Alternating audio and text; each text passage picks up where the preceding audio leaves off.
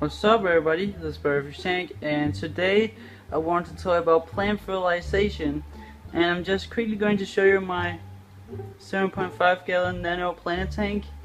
You can see a few algae are growing.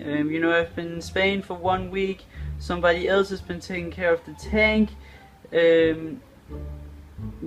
So I kind of expected a little bit of algae, but there was not nearly as much as I thought there would be, so I'm really happy about that.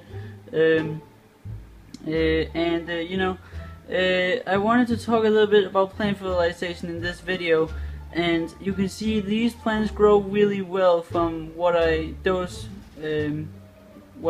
regularly. So I'm going to show you guys all the different trace elements and different things like that I dose. So first of all, CO2. CO2 is, in my opinion, you can easily run a tank without CO2. My 50 gallon plant tank is an example of that. But for this one, I tried to go a little bit more high tech. Therefore, I went with CO2, and CO2 shows really great results, and you can keep pretty much all plants with CO2, because that's the thing that is good with CO2. Like, without CO2 you only have a very few amount of plant selection you can kind of choose from, whereas if you have CO2 you can just pick everything you want, which is really nice. It's kind of an advantage because you can try a lot of different plants and things like that. But that does not mean that if you have CO2 your plants are going to be successful. That is basically a lie, because sometimes it's going to be a success and other times it's just not going to work. But anyway, also just quickly for you guys, you can see I got a hang-on bag filter right here right now, and I also got some LEDs. Each of these LEDs are 3 watts and they are DIY LEDs. I just set them on the side here. There are 9 watts each. These strips are 9 watts each, so that's 18 extra watts plus the 5 that is over here, so that is 24 watts, which is plenty for a 7.5 gallon nano planet tank, so that's really nice. But anyway, so let's talk a little bit about the fertilization. And over here is some of the stuff that I use. This is called Heavy Life. I don't think you can get it, it's a ridiculous name by the way, but I don't think you can get it anywhere else than in Europe. I'm from Denmark, so I can buy it. It's a German company that makes it. I think it's German and then it's Dutch, something like that. At least it has Dutch and or not Dutch, German on here. If you can see here, what is that? Can't even though I've had German in school, I can't even read that. Like, seriously, flüssiger Kohlenstoffdinger. That's so weird.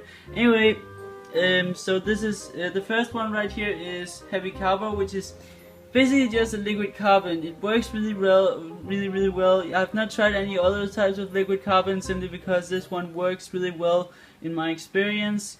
It has shown great growth for my plants. It has also reduced algae. It's a really great substance to add to your tank. Then I use heavy plant. Now this is one that I dose only once a month, because I'm going to show you guys right here what's in here, because there's so much stuff in this run right here. You can see here, if I can make it focus, there we go.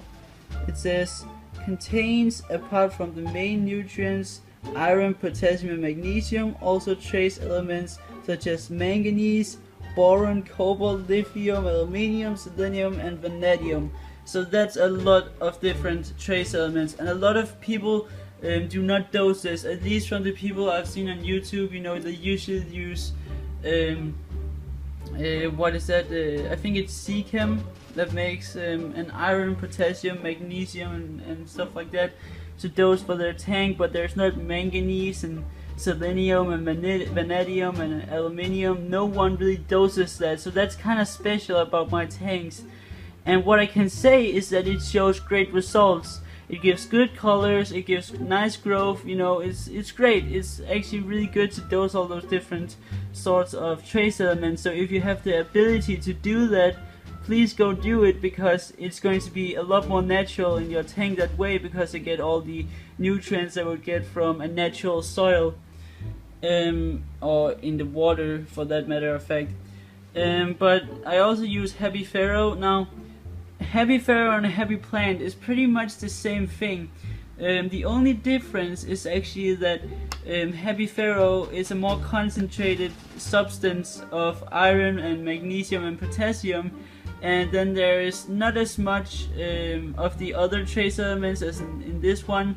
However, there are some few, you know, there are some few parts per million in here of you know, selenium and vanadium and things like that, but it's not as extreme as in heavy plants.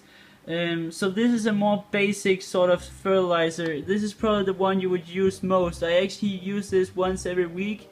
I use about, like, for this tank I probably use a little bit over 0.5 milliliters, so you know that's not a lot. But it gives my plants some great health, you know, they don't die, and you know, it's just thriving really nicely with this fertilization right here. However, do remember, like, this is one thing when we are talking about fertilization. Do not even try to overdose, because one thing you need to remember is that if you run CO2, you actually need to dose a little bit more than usual, or than normal. So you actually have to dose more than recommended on your bottle thingy right here, unless they have you know, a charter for that as well. But if they don't, you have to actually dose a very little amount more, because if you don't, it's just going to be unbalanced. The way the plants obtain nutrients is not going to be the right way, and you will do it the more right way by actually dosing more with CO2. What I would say though is that I would say that liquid carbon is not necessary. I think liquid carbon is basically, I wouldn't say it's a waste of money, but I would say it's a lot of money you can save from not buying liquid carbon and still being fine without it, because liquid carbon, you know, what it basically does is that it adds a little bit of CO2, and it contains some things that help to kill algae. Even some liquid carbons contain something that can sort of destroy the cell structure of algae, which is pretty damn crazy. I can't remember the name of those liquid carbons, but that doesn't matter. It works fine, you know. It's a more natural way to get rid of algae, and you get a little bit more CO2 into your water in a more natural way than you know, than adding it like this from a pressurized CO2 system. So I would say that it can be useful, but it's not required. Let me just say it like that. For iron and potassium and magnesium, I would say those three trace elements are absolutely necessary, because the thing with iron, magnesium and potassium is that if, for example, you have red plants, iron is a really good trace element to actually provoke the red colors in those plants. I'll talk about how that works in the aquarium science video, where I'll be talking about plants and things like that, so stay tuned for that, guys, which is going to be, I think, on Sunday.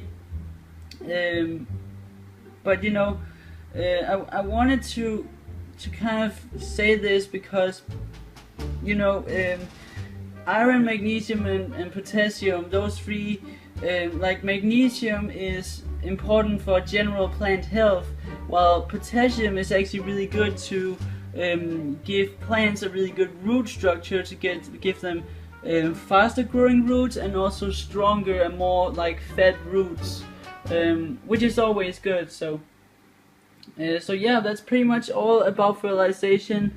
I hope you guys enjoyed this video and learned something from it.